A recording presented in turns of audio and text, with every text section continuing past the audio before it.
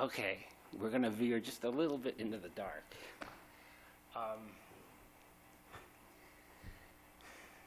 Growing up with my dad was a little challenging and rough over the years. We were probably two people that probably shouldn't have been together in this world. I was a very sensitive, artistic kid, and he was, I don't know, he was very unloving, unexpressive. He came from a very unloving, weird family. And he's my stepdad, but he is my dad. And so, you know, it wasn't horrible. I wasn't abused. It wasn't this, you know, it could have been a lot worse, but it could have been a little better too. And as a kid, you don't always know. People may be dumping shit on you, but you don't really know that that's what's going on. You know, it's normal. And so his particular brand of shit was just that it was unloving, blaming, ridiculing, humiliating, not every second of every day, but just enough for me to remember that, for that to have made me who I am. So anyway, this goes on. I, by the way, had a great relationship with my mom. She's the most important thing in my life. And because of her, I know what unconditional love is. But my dad was another story, but as an adult, I know he did the best he did. He was given he came into the world he came into. He was given this, and he did what he did. So when I get into my teen years, the pushback starts happening.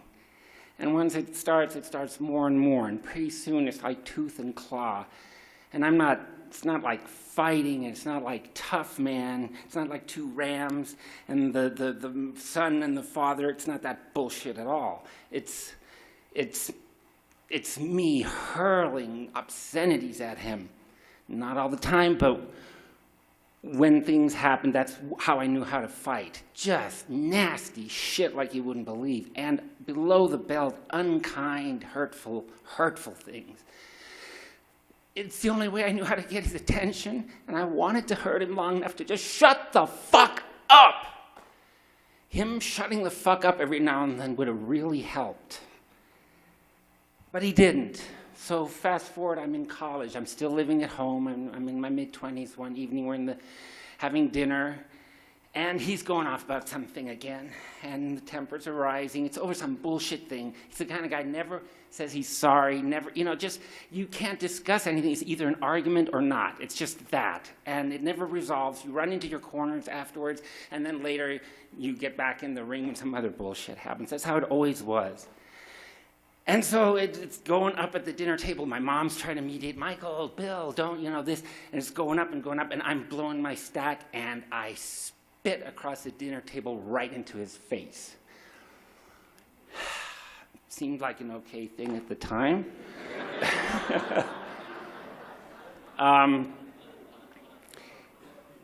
And my dad, it didn't hit right away, but after a few seconds, he starts this speech about all I've done and this and done for him and this is what I get and blah, blah, blah, and it made sense. And he gets up from the dinner table and just keeps going. And as he keeps going, his voice goes up and up and up and up and gets higher and higher, and pretty soon he's squeaking. Now this is a man I've never seen cry. This is a tough North Dakotan hunting, this, that, all this shit that I'm not, okay? But his voice, he's squealing like a little girl. He's like, it's not even that, it's like this, like, and the voice breaks. He's crying and hysterical. You'd expect that from me. No, nothing to panic about. But my dad, oh my God, it was fucking scary.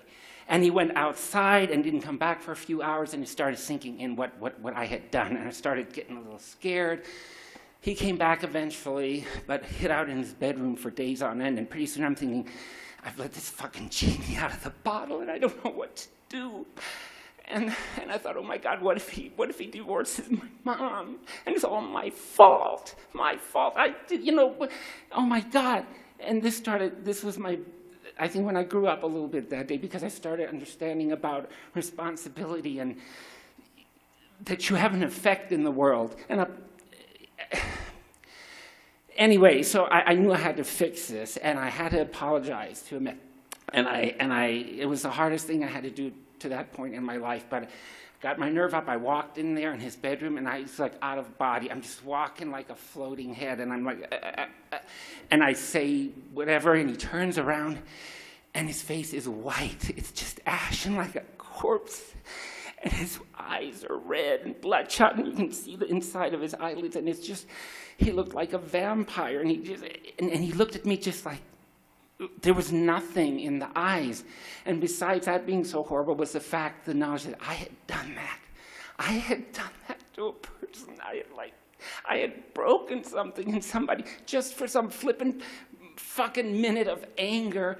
I did, oh my God, I felt so ashamed and so, it was horrible. I apologized to him. I said, I will never raise my voice to you again as long as I live, and I will move out by then, and I was all wrong. I took all responsibility, and I kept my word for the rest of my life.